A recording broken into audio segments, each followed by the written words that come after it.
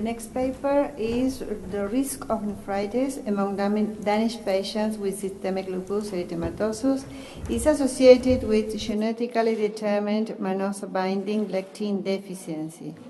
The first author is Dr. Jacobsen from rheumatology, and the other authors are for clinical immunology of the Rigshospital Hospital, Copenhagen, Denmark.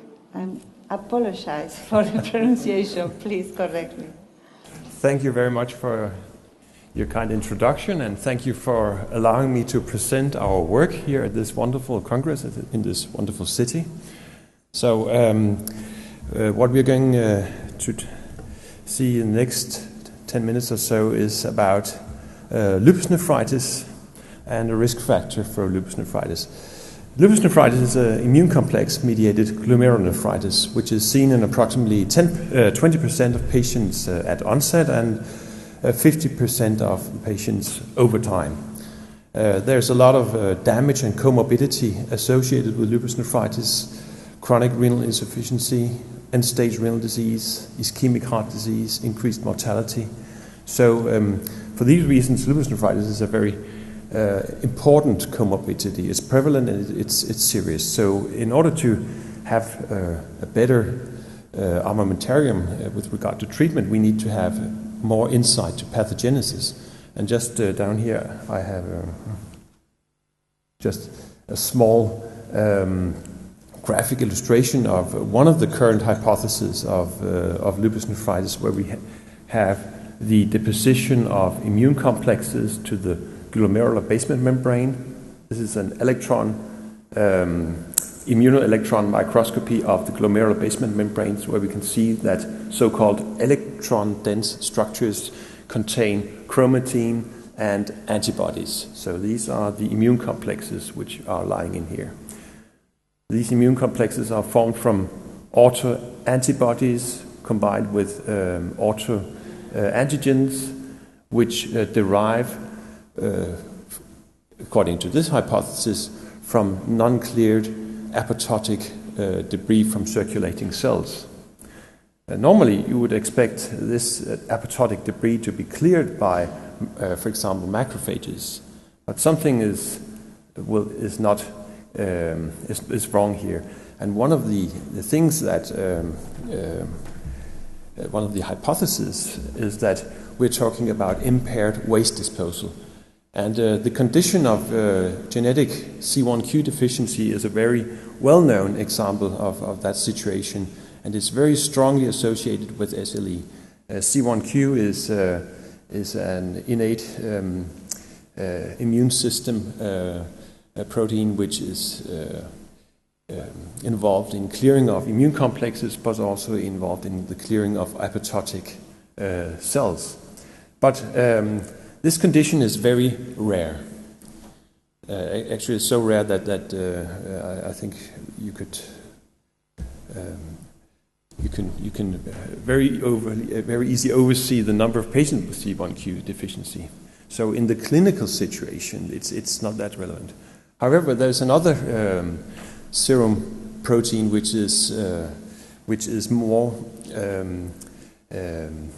may be more interesting in the clinical situation. That's mannose-binding lectin. It's a serum protein. It has a similar structure to C1q.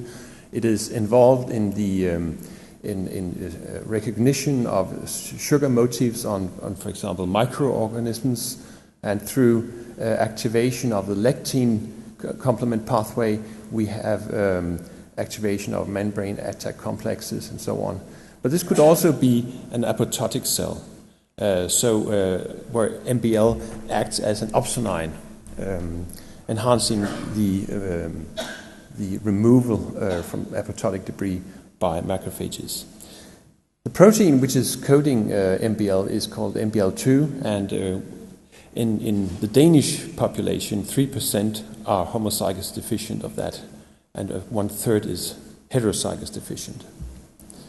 So the aim of this study was to explore the potential role of MBL deficiency as a risk factor for development of lupus nephritis in SLE patients. And we looked at the MBL2 polymorphisms against the development of lupus nephritis, which was the primary objective, and then we also looked into the types of lupus nephritis, the development of end-stage renal disease, and mortality.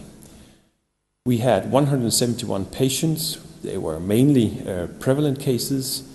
Out of these patients, 94 developed lupus nephritis. We had biopsy data available in 75, and 16 of these patients developed end-stage renal disease. And from the whole cohort, 27 patients died over a median follow-up time of 17 years.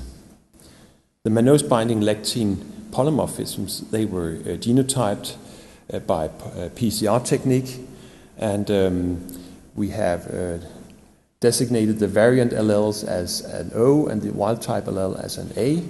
And in this cohort, we had a 7% prevalence of the homozygous deficiency, and against the 3% I was talking about in the general population. So we have a relative risk about about 2 then. So it's a weak risk factor for the development of SLE as such.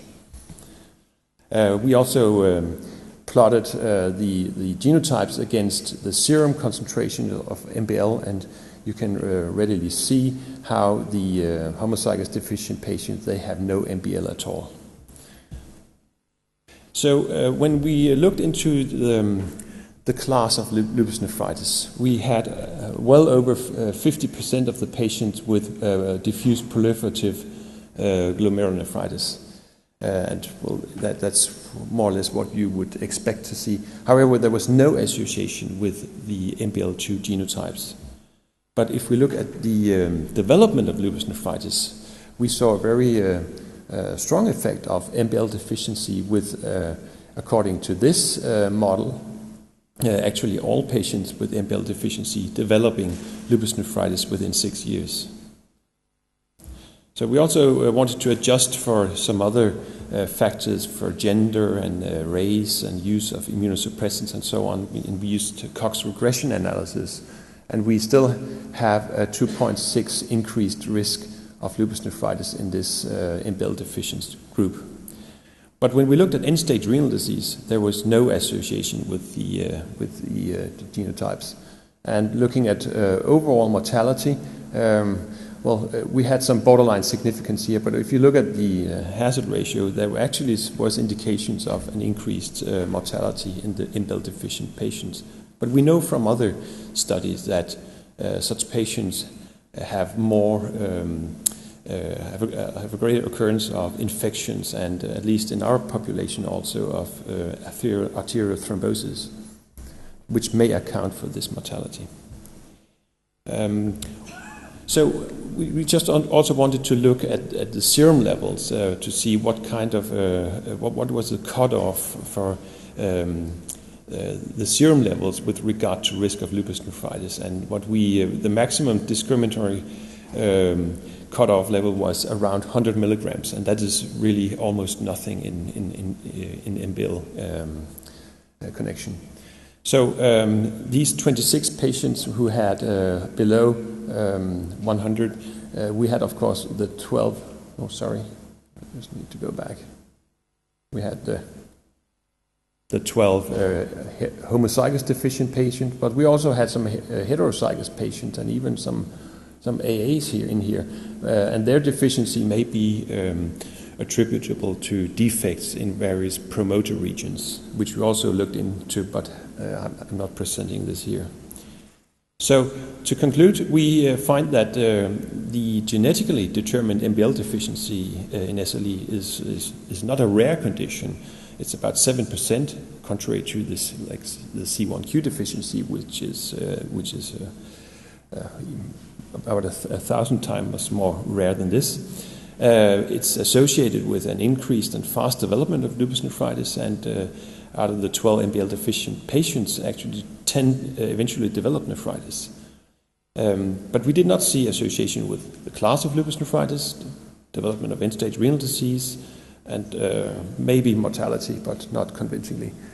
So this tells us that MBL deficiency seems to be involved in the initiation of lupus nephritis rather than its further development, and thus supporting the idea of impaired waste disposal in lupus, at least lupus nephritis. So I'd like to thank you for your attention. So, yes, there is a question. Would you mind to go to the microphone?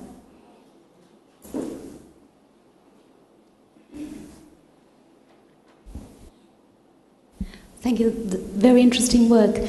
What I wonder about is why you didn't present to us tests which would indicate that this deficiency was actually impacting on the capacity for clearance of apoptotic bodies. I'm not really sure scientifically, and I can't propose to you which tests, but I know they exist, and I'd be very curious to know if those tests were done, or if you think they would be important. Well, we have not done these tests in this material, but in our MBL lab there have been done tests which indicate that MBL is involved in clearance of apoptotic debris. So what our next step actually would be is to cross these data with other data which we are working with another lab in Copenhagen Statens Serum Institute, where we focus on microparticles, which are, at least for some of them, apoptotic debris. So it would be interesting to see if there is a connection between this deficiency and the composition of microparticles. So we're going further with that in. So you're quite right, very interesting.